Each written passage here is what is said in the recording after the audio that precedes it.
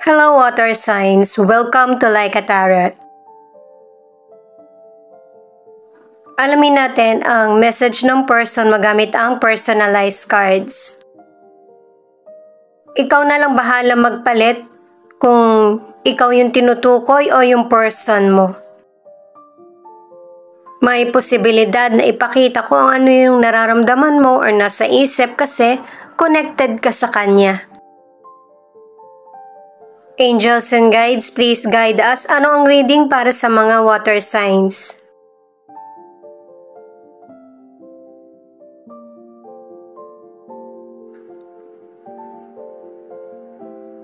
Ayan, dreams.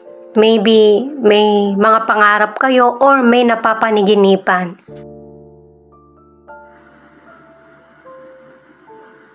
Cup. Yan ba yung trabaho ng person mo or connected yan sa situation nyo?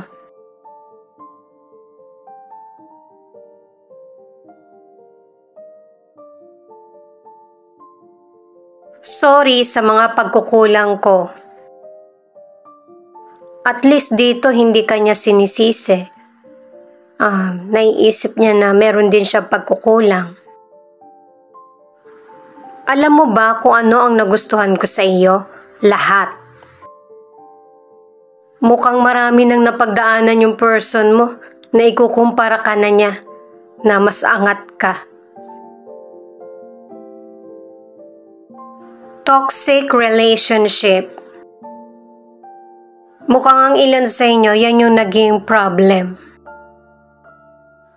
Itong person na tinutukoy mo or nasa isip mo, napapaniginipan ka niya. Merong pagsisisi sa kanya dahil nga sa meron din siyang pag-amin ng pagkukulang. Ngayon naman guys, gamit ang tarot cards, alamin natin kung ano ang naging tema ng buhay mo itong matatapos na taon na 2023. Ano yung hadlang na dapat nang iwasan or malagpasan? Ano ang paraan para matupad ang pangarap? At sa huli kukuha ko ng isang card. Paalala lang guys para sa mga bagong viewers na ang reading na ito ay timeless reading, general reading at guide po lamang. Hindi po magre-resonate sa lahat kaya kunin mo lang yung akma sa sitwasyon mo at kung kailan mo napanood ang reading na ito, yon ang start ng 1 week reading para sa'yo. Ikaw na bahala magpalit kung si person mo ito o ikaw. Inuulit ko yung rule para wala tayong sisihan. Alam mo kung ano yung dapat mong kunin at hindi. Ayun, ang bilis ipakita. Itong 10 of Pentacles, ang ibig sabihin, nagkakaroon ng problema sa pamilya. Pwedeng sa obligasyon, financial, at saka kung titingnan mo yung picture, mukhang merong pagsasalo-salo. Ang mga water signs pa naman napaka malapit sa pamilya. Kaya maybe hindi pa to nangyayari. Kung maririnig mo na magkakaroon or mararamdaman na may alitan, umawat ka na. Kasi gathering. Merong opinion na nahahati at saka meron ding ipinapakita na favoritism. Ito naman yung additional. 5 of Wands at 4 of Wands. Kita naman sa picture na talagang merong person na hindi magkasundo. Pero meron ding person na pakakalmahin or ikokontrol ang situation. Kumbaga magkakaroon ng temporary na hindi pag-uusapan yung problem. Kapag ikaw yung sangkot sa issue na ito, ikalma mo yung sarili mo kasi may mga bata sa picture. Sa career at business, hindi nagiging maganda yung kita mo kaya kumbaga parang tingin mo hindi na magandang ipagpatuloy. Pero kahit ganyan yung feeling mo, kasi napaka-responsable mo base sa mga cards. Iniisip mo na ikaw yung maaasahan sa pamilya. Kaya nagpupursige ka at sinisikap mo na yung ma-overcome yung mga challenges. Ang ilan sa inyo, pinili mong magtrabaho na lang sa ibang bansa at nagiging maganda yung kapalaran mo. Merong teamwork. Solid at saka successful yung kumpanya na pinasukan mo. Ang ilan sa inyo sa financial, dati kasi naaasahan mo yung trabaho mo maganda yung kita mo. Pero hindi na nasusustain yung mga pangangailangan mo kaya nagkakaroon din kayo ng problema ng person mo sa relasyon. Ang advice ng mga cards ay magkaroon ng communication, matuto munang umunawa, at saka ipaunawa yung sitwasyon. At base sa cards, nananatili ang love sa relasyon nyo. At ang ilan sa inyo sa relationship magpapakasal na. Ang ilang single naman, hindi pabor yung pamilya ng person na nagugustuhan mo sa iyo. Dahil sa parang mas tinitingnan nila yung image mo. Lalo na yung kakulangan mo. Pero mas mabuti na rin na alam mo para mas lalo kang magsumikap na mali yung akala nila sa iyo na kaya mo naman na bumuhay ng pamilya or magkaroon ng magandang buhay. At saka ang ilang single, i-enjoy mo yung pagiging single mo. The Magician, the Hangman, 5 of Cups. Ito naman yung ano ang hadlang na dapat iwasan o kaya malagpasan. Katulad ng sinabi ng mga naunang cards, kailangan ng control na apply mo dito sa second group of cards. Sinusundan mo kung ano yung mga pangarap na gusto mong magkaroon ng katuparan. At saka, gumagawa ka rin ng aksyon. Kumbaga, sumusunod ka sa daloy ng buhay mo. Kahit na ang ilan sa inyo nagkakaroon ng hadlang na patungkol sa kakulangan sa financial. At saka, meron ding person na may dinaramdam pero nagpapatuloy. Nakakabuti sa iyo. Yun bang hindi pansinin yung mga alam mong makakapagpa-unhappy sa iyo?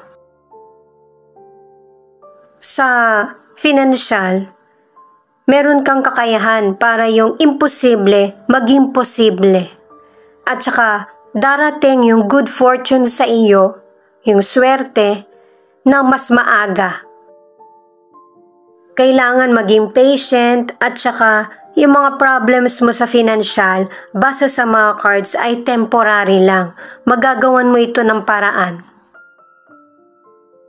At saka, i-manage mo muna ng tama yung financial mo sa ngayon, lalo na kung medyo mahirap yung situation mo. Ang ilang single, naiisip mo na gusto mo magkaroon ng bagong makakarelasyon or bagong magugustuhan. Pero ang advice ng mga cards, huwag kang magmadali sa bawat decision. Huwag kang paapekto sa sitwasyon na nangyayari sa iyo. Lalo na yung kalungkutan, kailangan malagpasan mo yan. Ipinapaunawa ng mga cards na hindi lang naman love ang magpapasaya sa atin, kundi tingnan mo din yung ibang area ng buhay mo. Ang ilan sa inyo na nasa relationship ay nagiging matatag at stable ang relasyon. Di ba may plano na nga magpakasal ang ilan? Pero ang ilan sa inyo, isa sa inyo ng person mo yung hindi pa makapagdesisyon kung magkakaroon ba ng long term or relasyon lang muna. Kapag ganyan na ipinapakita sa iyo na hindi kayo pareho ng goal sa buhay, sign na yun guys na hindi talaga siya. Kasi basta na rin sa mga cards, unti-unting nawawala yung love ng person mo. Kasi meron siyang ibang pinag-aalayan. Ang ilan na nasa relationship, tuloy ang nagkahiwalay at saka nahihirapan din yung mga anak nyo. Connected na itong mga cards sa puting mga cards na merong person na nakafocus sa nakaraan. Mas importante yung ngayon. The Hermit in reverse, the Chariot, at Queen of Pentacles in reverse. Ito na guys yung outcome na merong person na nagkakaroon ng realization na bakit ito yung ginawa niya sa buhay niya. Naging successful ka na eh. Meron naman unti-unti mo nang nakakamit yung tagumpay pero nasobrahan ka naman. Ang mas dapat mong bigyan ng atensyon ay yung makapag-save ng money, yung meron kang maipundar. Kasi parang ang tagal mong hindi nagkaroon ng malaking financial. Kaya naging ganito yung behavior mo. Huwag kang makalimot sa nakaraan na mahirap na sitwasyon para hindi na ito maulit. Nakadalawang cards ka na may success at swerteng darating sa iyo. Kaya huwag mo itong pakawalan. Ingatan mo. Sa health naman, mas i-priority mo yung kalusugan mo. Kasi yan yung mas pinaka-importante. Lalo na't kailangan ng pagbabago para hindi maapektuhan yung mental health mo. At saka ang ilan sa inyo, hirap kang magkaroon ng baby. Kasi mahina yung immune system mo. Kailangan mong i-maintain na meron kang healthy na routine. Kailangan mo magpatingin para mas detalyado.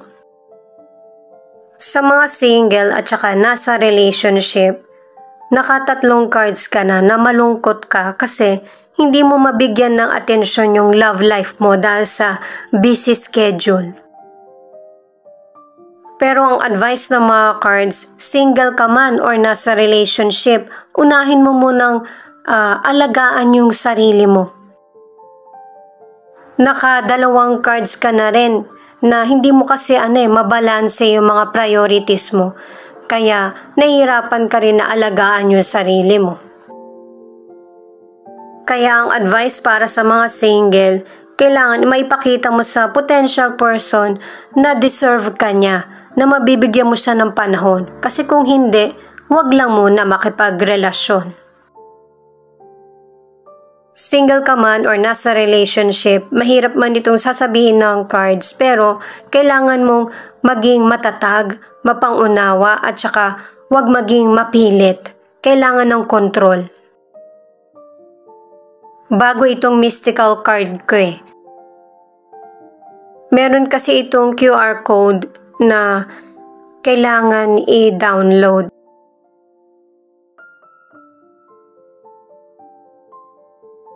Itong fire, ang ibig sabihin na yung kalungkutan, pain, o kaya hardship, hayaan mo na matunaw sa init ng katawan mo. Kung yung success magsisimula sa iyo, kailangan magsimula din sa iyo yung transformation. At saka kapag may mga mali tayong desisyon, sa atin din bumabalik yung maling nagawa natin. Yun yung ibig sabihin.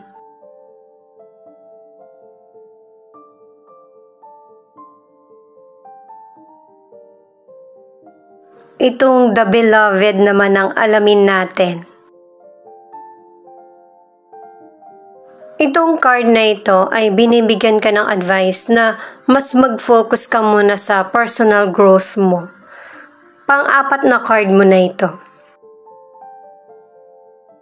Lalo na sa mga single, hindi mo talaga kailangan magmadali kasi mamimit mo yung katapat mo.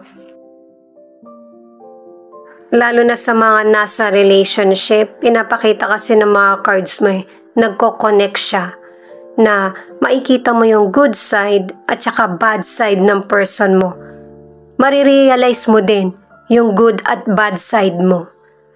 At dun mo marirecognize na kailangan ng acceptance sa sitwasyon nyo. Ito naman yung angel number mo, 12:12. It's a reminder that your angels are supporting you in manifesting your dreams and life purpose. So trust in the process, stay positive, and start taking steps. 1111. True love is coming. You deserve a slow love, uncomplicated, no rush, sure, stable, and consistent. You deserve that love. You deserve someone that's sure of you, that you're sure of. Type yes if you feel it. Diba, nabanggit ko nga yung acceptance. Kung hindi kaya yung ganitong sitwasyon, sabihin mo sa person mo kung paano magiging maayos yung relasyon nyo. Thank you sa mga nag-like, share, comment, and subscribe. Ingat po kayo palagi. Kaya pala kailangan mo ng patience kasi very positive yung card na ito na King of Pentacles na ang ibig sabihin may long term patungkol man sa relasyon o kaya sa business mo or financial na may mga magandang resulta lahat ng pagtitiis mo at paghihirap.